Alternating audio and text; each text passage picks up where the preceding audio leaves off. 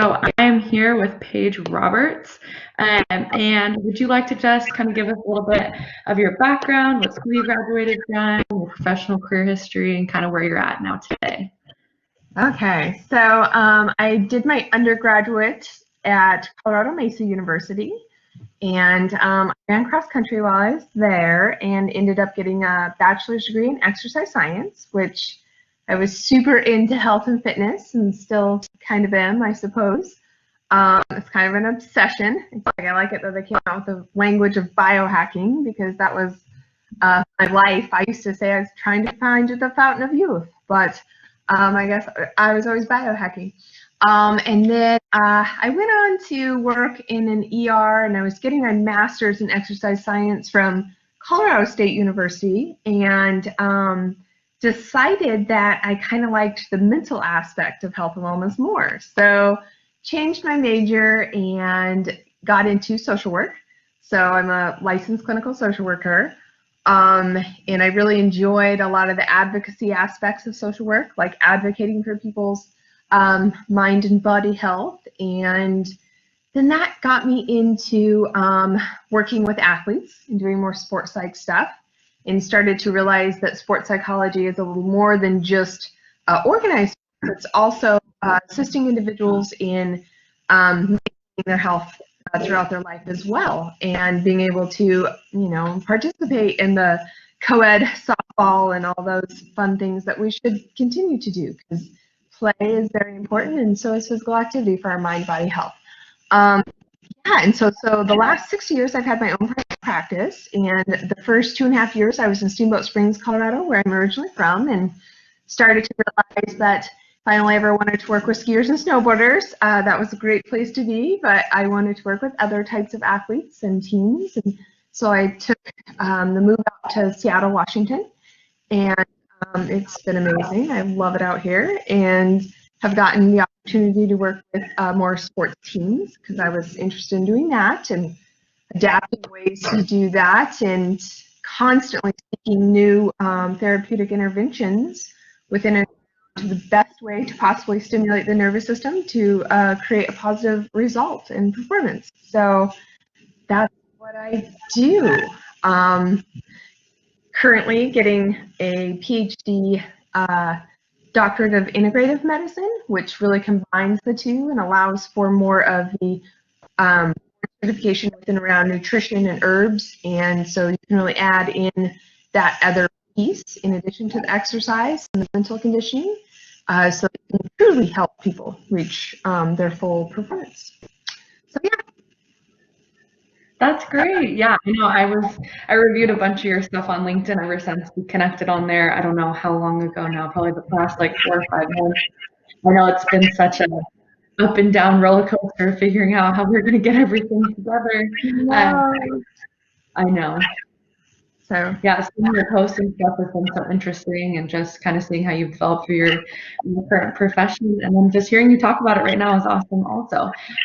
So I know you're pursuing your PhD, but kind of what do you do on a daily basis, and what are you doing? Like, what are your primary responsibilities? Boy, okay. So it was really important for me to still be able to do my 15 to 20 clients a week, and I do everything. I do all the booking, I do all the, chat back and forth with the clients and checking in on how their performance went, dealing with time zones and that kind of stuff, because athletes are all across the country and competing all over the world. So it's surprisingly a lot of work. You think like, oh, okay, so you are in therapy session with people 15 to 20 hours, and so you have all this free time. It's like, no, it's the billing, all those other pieces. So that can be kind of a challenge, and certainly not, I'm not the computer type per se. I am the kinesthetic kind of person, so I'd rather be out playing and exercising and lifting weights. But so that's kind of how my day looks there. And when I first came out to UW, I was very interested in their PhD in rehab medicine, and it really combines the two. But I found that I was too far within, I had my own clinical practice, and if I'd went and studied either the photobiomodulation, it's one of the therapeutic modalities I use, and have seen amazing results with, increasing someone's healing and recovery time, from sports injuries, including concussions. And then the brain spotting, which is a psychotherapeutic technique. And it involves somatic experience, focused mindfulness, EMDR, and hypnotherapy. But of those two therapies I was interested in, you couldn't really find a doctor or professor who liked both of them because one's a mind, one's a body. And then I started to realize, like, well, if I gave up my private practice, that I just couldn't possibly do that. I absolutely love my private practice. And then worked for the university, it just didn't make sense for me. So I had to find, so it took some time, I had to find a program that worked for me and where I'm at right now. And I just can't give up my private practice. So I went with this quantum university in Hawaii. And what drew me to that was you get to do the modules online and participate with discussions. And then you have to take a test to, I guess, test your acquisition of the knowledge, and it's fairly intensive. But they were all the things that I already am very interested in as kind of like hobbyish kinds of things, and it was for licensed clinicians wanting to expand on their credentials, but also wanting to maintain their practice. And you spend a lot of time getting your clinical license, and between Colorado and Washington, I was in supervision for 6 years, and it was like, whoa, it's very difficult to just kind of like give up all that you've created there and not have that acknowledged by a school. So this was a great opportunity, and then essentially writing the thesis, and that's where I'm at right now, and writing on one of my past US ski teamer clients and their social psychological result of their sports performance outcome with just doing the brain spotting alone. But yeah, so that's what kind of got me in that direction. I think had I been right out of my master's program or even right out of my bachelor's program and known exactly what I was interested in, because I kind of have always been centrally interested in mind-body health and sports, but it's kind of went back and forth to where it's not just been a straight track. I would highly encourage others, though, to look for a PhD program. And when I, got out of undergrad, because I'm 36 years old, it wasn't just a transition from a bachelor's to a PhD. It used to be that you had to have a master's degree. So things have changed. And so I think it's amazing that you can go from getting a bachelor's, being interested in a subject, going in, being a graduate assistant, and working through and developing under a university like that. I think that's a really cool opportunity that people have nowadays. But yeah, so that's how my pattern went. But it's certainly for younger people that hadn't established really what, hey, it's my philosophy, this is what I love doing, and wanted to expand more, going in the traditional route. I think too, when I finished undergrad, I finished in 3 years because I'd started taking college classes when I was in high school. I was in like this hurry to like grow up or something. And then when I got done with my bachelor's, it was kind of humorous because I had a job as a personal trainer, and I thought, okay, I'm bored. It's like, I would have rather been in school still and working part-time at the fitness club in my college town and teaching swimming and just learning more and gaining more, experience on my resume. And I remember being so offended when, I actually didn't get into a master's of public health program because they said I didn't have enough experience. I was, oh my gosh, offended. And it makes me laugh retrospectively because I thought, well, you had no experience. You didn't even know if you'd like that. And so my advice surely with kind of the track is just, if you're interested in something, stay in school. I know it sounds cliche, but you have your whole life to grow up and work. Yeah, no, I think, and that's kind of the basis around my thesis project too, is just student athlete development and like from a career space. I think that this is also why I kind of researched you out on LinkedIn, is that a lot of the girls they have, or a lot of females that I've come in contact with, like especially from athletic departments, they get psychology degrees and they almost feel stuck afterwards. Like, what do I do? What direction do I take? Do I get a master's? Do I get a PhD? And like to pursue that, and to hear your story too about how like it's the change and the development is so different now, where you don't necessarily have to go directly in a master's program and you can pursue your PhD. It's super helpful because I feel like that's a place where a lot of people get really, really stuck, is there. Well, and what I find too along those lines is I'm very grateful that I was able to get a clinical license because I can take insurance for people in Colorado and Washington because it is, it's difficult for people to get to pay a lot. It's the same as physical therapy. If your physical therapist didn't take health insurance, it'd be kind of difficult to come up with funds to actively, participate in that and getting to do your tune-ups and getting to stay balanced mentally, just like your body. So my biggest advice to people, because so many people do reach out going like, how did you get into sports psych and this, and they're getting a master's in sports psych without the clinical opportunity, because you're going to have to look under the state licensing departments and see what is required. And so typically within the counseling world, or being able to, I guess, professionally, practice psychotherapy, I guess is how they frame it. You have to meet the criteria of have had done an internship that has a certain number of hours clinically, and it has to meet kind of the, classes, the labs, as they call them, the therapy labs, to be able to get credentialed. And then, of course, taking your licensing board exam. But that would be one of my biggest priorities for individuals. I would not do a program that doesn't set you up for that, because concussion and even PTSD around sports injuries, and then the anxiety and depression that can come from injuries or just even life situations, those are diagnosed mental illnesses. So you need to be careful in knowing how to best help someone.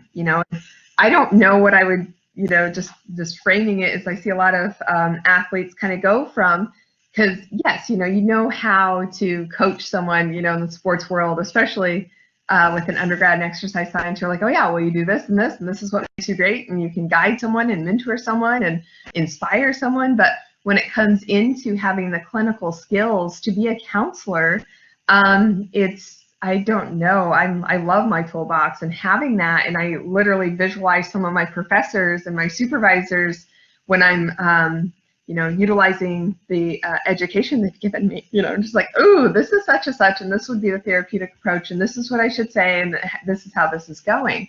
And so I wonder sometimes when individuals, I think like, wow, is that all just from your personal experience? Because that's not very great with boundaries and the health of an individual, because you really need to meet an individual where they're at, instead of saying, well, this is what I did, so this is what you should do. It's like, no, but everyone's very different, and no one's way to the top is going to be the same as someone else's. So that would be some of my bigger advice within sports psychology. And when I see people, I think they kind of struggle. There's a few around here, and it's like, ooh, man, you should probably do some therapy aspects so that you could get into helping people that way.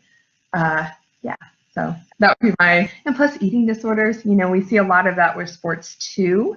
And that's something that, we can talk about almost fat shaming when we look at some of the exercise science standpoint. It's a kind of a hard, like, okay, you just restrict and then you're going to put a padlock on the refrigerator. It's like, oh my gosh, no, that's actually fairly psychologically harming for individuals who already have some of the feed and breed types of areas of the brain that are in dysfunction and dysregulation. So yeah, so you should get the clinical skills if you do want to be professionally helping someone. I think it's very different, I guess, if you're doing team talks and giving them resources in that way. So that's more your idea and what you would like to do. That would be a little different. And I'm an extrovert. And so it's kind of funny because I really enjoy the one-on-one, and I don't know if I would have as much when I was younger. I really loved teaching skiing and swimming, and I just liked being in groups. And so, all things to consider about yourself. Can you sit all day just one person at a time, or do you want to be in front of a team just giving some resources, or want to also be able to do that and then be able to sit with a client one-on-one? Mm-hmm. Yeah, no, that's really great. So I would have a question about like networking, how that has benefited you throughout your career. We kind of, I think, I did my undergrad at Seattle U, and that was put so hard on us, like networking and the benefits of that. Can you touch on that a little bit and how you've experienced that professionally? So, okay. This is an interesting one for me because coming from Colorado, people are fairly extroverted there. It's just, they talk about the Seattle freeze. And when people first said that to me when I got here, I kind of laughed about it. And it's not that people are not friendly, they're just kind of keep to themselves. It's just people are not as gregarious. So if I frame it as more of a positive, it's like, man, people in Colorado are kind of gregarious, like they're in your face. And so I got here, I kind of had to tone down because I think I was deterring people a little bit with that. So I believe truly you've got to, and this is kind of a social work kind of thing, is knowing the culture of the area you're in, knowing what your community is, knowing what your population is. And so, I love science. Science is very interesting to me. I have such a scientific mind. And so I can sit here and ramble and quote individuals and quote big doctors in the sports psych and sports medicine world. And people in Colorado love that, love it. I talk about like, oh yeah, I know the lawyer and from the movie Concussion, and oh, I was trained under Mickey Collins with the concussion. And they're going, I don't know who that is out here. Colorado, they're like, oh my gosh, that's amazing. I want to get my kid into you. We want my kid to be this, this, this. And so it's been different. And so I think it's really knowing your community, the culture of the community, what that looks like. Here it's been more people just kind of want to meet one-on-one and have coffee. I've done more of kind of showing people what I do, like inviting them here to my office and be like, hey, this is what I do. How can we work together? In Colorado, it was certainly more of you just walked around, at the base of the, where the Olympic Development Academy works out, and you talk to people and you say, this is what this is. And, people were all about it. And I still get referrals from that type of community in Colorado and even on the East Coast. So it's kind of funny, but they were the ones that were interested in that approach. So it's really the approach of things. With I've connected with many local people. I'm typically looking for local people to connect with. I'm trying to build the community, more sports psych here and more sports medicine. There was actually a deficit here, and the city of Issaquah got a grant this last summer to put on this big sports medicine combined. And so I got asked to speak at that, and there wasn't a high attendance to it. And they even had one of the doctors that works at UW, and he actually works with the Seahawks, and very profound individual. And it was kind of sad that not many people came out for it. So it was kind of fascinating that it wasn't just me. Because at first I kept thinking, man, there's just not a lot of sports medicine, sports psych here. It's like Colorado, everyone, you ask someone, they're like, I'm an athlete. I'm like, okay. It's like everyone's an athlete in Colorado. So it's awesome. So it's been kind of part of that advocacy of out here telling people what things are. But I do know when I actually have opportunities to go out and speak and ask to speak, people are very interested in the science of things. Again, not much identifying with an athlete, but certainly identifying with like, oh, I want my brain to perform optimally. Oh, I want to sleep better. Oh, so it's been, different. But I would say the one-on-one in Washington has been different than Colorado. Health fairs and stuff are not as big here. Colorado, huge. That was a really huge arena to be talking and networking, and I've heard California is similar. So I'm hoping that we have young people out there wanting to change those things, because those are all things that I think that this community needs, and I don't really have the time to go out and organize those things. So if you want to be in the sports marketing and wellness arena, there you go. Because I signed up since I've been here, and that's been very fun. I love talking to people and explaining things and the excitement of this stuff. Yeah, so and I've gotten a couple interns from those. Like you're like, oh, I need to do an internship. It's like, great. Yeah, so I know that they talk about networking, but man, it is just, if you don't make a connection with someone, if you don't know your population, it's not going to matter. You're just going to be wasting your time. And with athletes, so athletes are an interesting breed when it comes to, I get more of the weekend warrior kinds of people, particularly Colorado. Like I said, everyone thought that they were an athlete there, and then, yes, they are. It's great. But really, you have to have buy-in from the coach. And so you can do some good work with a couple of the athletes on the team or within the school. and frame it that you've worked with a few and get in and talk to coaches. I think that, gosh, Pete Carroll and Michael or Gervais, they are a prime example. They had worked together, and when Pete came to the Seahawks, he brought him with him. I mean, they live in LA, they don't even live here. And so it's kind of funny that, if you can get into a good partnership with some coaches and, we're one's strong, one's weak, kind of like a dichotomy, because that's what those two have going on, then that's a great avenue too for the sports site. But, yeah. Wow, that's a great perspective on how people kind of talk about networking as like kind of like a buzzword. So I think that that's a great way of how to, you kind of have to cater to the community you're in. And I'm from Seattle, a little north of there. So I always wonder what people's take are on the Seattle breeze. I think that people here are a little more, I don't want to say passive aggressive, but it's like they will kind of, if they don't know you, they're a little more like standoffish. So that is interesting to hear about your experience. Well, I feel that, so this is, okay, in Colorado, you walk up to someone and you're like, oh, I'm from such and such, I do such and such, and blah, blah, blah. People don't do that here. You have to ease into it a little more and just be like, hey, so I'm so-and-so. So what are you doing here? Oh, so what? You can't just be as bold. And it's been interesting. Tacoma, ironically, a lot of the small businesses in Tacoma, I've noticed, are a little more friendly. And I think that it's just when you look at a small business perspective too in Seattle. So I want more small businesses here. I know that's horrible right now with what's going on economically, but it'd be great if we had more entrepreneurs and small businesses and more of that alliance here, because that's something I'm missing from Colorado. Colorado has a lot of homegrown kind of, even down in Denver. So I think maybe that might be a piece of it too. People, they work for a big corporation. They already have their social connections with Microsoft or Amazon, and they just don't go out as much and try to connect as much. So it's just cool. Yeah, and there's been, while I was doing my undergrad in Seattle, I think that shift, we're going away from the small businesses to the big corporations just taking over the greater Seattle area. I've seen such a shift just in how everyone interacts and everything. It's a lot different. So it's interesting to hear about Colorado and all the small businesses and different things that we've experienced there.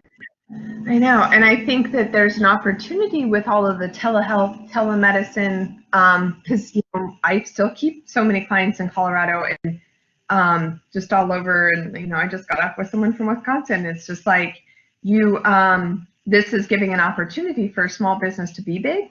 So it's not to, you know what I mean? Because it was just like, yeah, my little office here, I can't go outside of that. It's like, so maybe we'll see more of a movement here in the future with those things. That'd be amazing.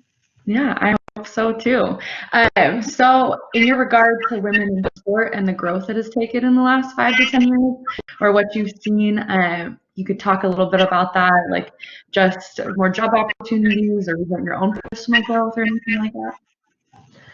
It's amazing because when I was in undergrad, I still pretty traumatizing experience. I was working in the athletic training room, and the athletic trainer, I was asking for assistance with this linebacker's leg because I was wrapping his knee, and the athletic trainer came over because I was doing my practicum hours, and he said, "How about you just go sit down and look pretty? I'll take care of this." And then all the guys started laughing, and it was awful considering I was the one that had the A in the class and was essentially tutoring the other athletes to get through that class. And so that was pretty hard, and that again, so gosh, that was 16 years ago. So I've seen a big shift from then, and it's been amazing because it was just very hard back then even to think about, when I was pursuing the graduate degree in exercise science, they were like, you better have a ton of credentials or else there's no way you're going to be working with a sports team, they hire the big guys to be working with the hockey players. They hire, it was always this when it came to the physical conditioning. And so I've been super excited and happy to see that things have shifted significantly. All these coaches in the major league sports who are females, fabulous. We've got a past Super Bowl team there with a female coach. It's fabulous. it's really shifted and changed. It's amazing because again, it was just really that kind of unspoken word that like, yeah, you better be a doctor, you know, you be the team doctor working with them, but you can't be anyone else. Or ticket sales, you know, that was always kind of the thing like, oh, if you're cute and you love sports, you should be. And I can't tell you how many those jobs I got approached right out of undergrad when I was down in Denver. You know, like, yeah, you should sell tickets for the Avs. I was like, no, I'm going to graduate school. So it was kind of frustrating with that. So I think that the opportunities are just continuing to expand, and yeah, even females, just female sports. You know, we've got even more and more being added. Gosh, there's girls wrestling at the old. You know, I did my undergrad, Colorado Mesa University, so I've had 2 clients be able to go there and wrestle now, so that's really cool. Just continuing to add to the female sports. And with sports psychology, it's interesting because I do have more male clients than female clients. And so I don't see that, you know, like, oh, it's just a girl thing. It's certainly not. I see that, you know, it's equal, I guess, shall we say, with that. There are actually less male therapists out there, though. So that's kind of funny, too, I guess, if we look at sports kind of dominated by guys and then therapy's dominated by females. I don't know. Let's bridge that, I guess, and change that. But yeah, so gosh, and there's, you know, most of these teams have yoga instructors. The one yoga instructor that I can consult with and have her work with some of my clients, she did some work with the Seahawks already, so it's really cool. That's great. Yeah, no, and I love hearing, it's like one of my favorite questions to ask in the interviews is just to hear just the excitement of the growth that's happened and just see where, you know, you're at this one stage where someone's almost like laughing like you were telling you to reach a certain amount of goals to compete with, you know, other, you know, more counterparts in the field. So that's really great to see. So you moving forward in your career, what are some of your future career goals that you might have, or where do you see yourself moving forward in the next 5 to 10 years? Well, essentially finishing the PhD, to be able to do more, I guess, food allergy tests and kind of refining more with the neuroinflammation aspect of things with food. So offering even more things, brain scans, I already do that, but then you can make the link between the gut and the inflammation then. You know, just continue doing what I'm doing. I do have an interest in wanting to potentially direct a high performance facility of some kind. But, you know, I'm pretty content right now. I think that, yeah, I have more sports teams maybe. You know, I would love to use my brain scan device to scan the brain to do some more pre and post and show individuals how healthy the brain gets, even with the psychological interventions. So that would be fun projects, but I'm pretty happy. I mean, like, you know, I'm pretty content. Obviously, everyone wants to be the expert in what they're doing and wants to know the most that they possibly can. So I've been a little like mourning multiple of the conferences, and we were even putting on this biohacker healthy bench that we had to cancel. And kind of a serial learner, you know, it's like I'll go to these trainings typically monthly, so it's been kind of strange not to do that. So just keep learning. I know all the shifts that we're having to make is just so different and weird, and having to adjust to everything. It's just like I took going outside and going to class for granted now. Oh, I can't even imagine. Like, honestly, because I've become such more of an introvert, I do feel so sad for so many, you know, high school and college. I just, wow, you know, because it's such a time where I don't remember even being alone one day totally when I was in college. Like, you were always hanging out with someone or doing something or exercising with someone else, or, you know, so I certainly feel for all the athletes out there and students, because,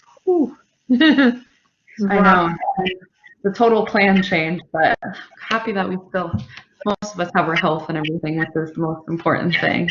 Yeah. I know you kind of touched on a little bit about advice that you would give current student athletes moving forward in their careers and their professional development, but if you kind of just want to summarize any more that you have or anything that comes to mind.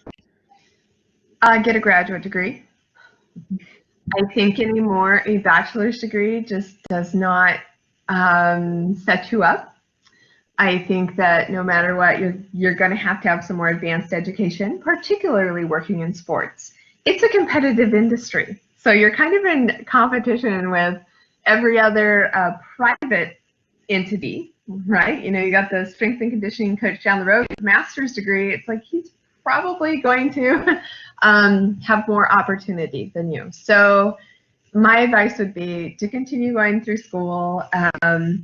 There are lots of opportunities when it comes to teachers' assistants and stuff like that, and even seeing if there's some kind of grant money or something of that nature to be able to be an assistant coach or something while you're getting a master's degree within college. There's just a lot more opportunity once you start going and digging around for that. But yeah, so I just hate to say it, that it is that way at this point in time, but I really do feel it is, especially with sports and just even fitness. They're competitive industries. So I would just continue in school. I guess how cliche that sounds, I don't know. No, I think that's definitely a necessity to have. And I feel like so many people, you finish your undergrad and you like hit the wall and you're like, I just want to make money. And you're like, I think I learned, well, I switched my undergrad thing. I think I learned that if I'm going to be competitive in the sports world, I have to pursue that extra degree. I have to keep learning. And I love school. So I'm happy about it. But Oh, awesome. Yes, I love to hear that. Yeah, and experience. So the other thing too, you know, I've had so funny. I have this one. She did a lot of intern stuff with me, and she's getting her master's now in social work here at UW. And it's so funny because I'll just constantly text her and be like, "Okay, I'm working at health fair. Do you want to show up and put it on your resume?" She's like, "Yes." You know.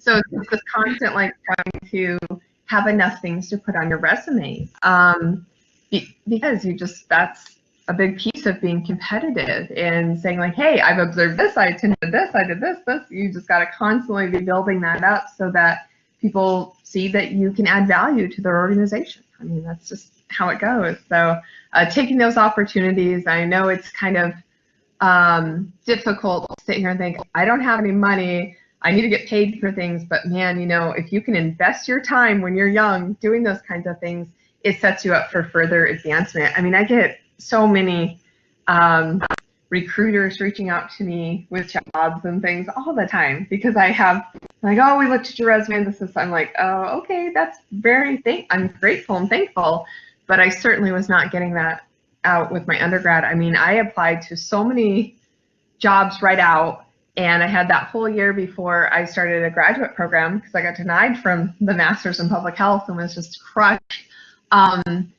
It was pretty overwhelming. You know, they kind of tell you in undergrad, like, everyone's going to care that you care about health. Everyone's going to care what their VO2 max is. Everyone's going to care what their body fat. No, they don't. And so you get out there and you think like, oh my gosh, this is really difficult. And so you're applying for multiple jobs. And yeah, so just being prepared for like, oh, maybe I should just go ahead and continue with my education now and gaining the experience to get on your resume so you don't get denied first off for grad school like I did. And I had quite a bit of experience, but I probably could have stayed another year and done even more, I guess would be my advice there. But yeah, you're not in a hurry to grow up essentially and get out of college. It's like your job every day is not as fun as learning and connecting with professors and your fellow students. Yeah. yeah, no, I couldn't agree more. And I just want to thank you for your time. This interview was so great. And thank you so much. Yes, thank you. It's just really exciting for me. More women in sports and just more individuals focusing on mind-body health. And yeah, so very cool.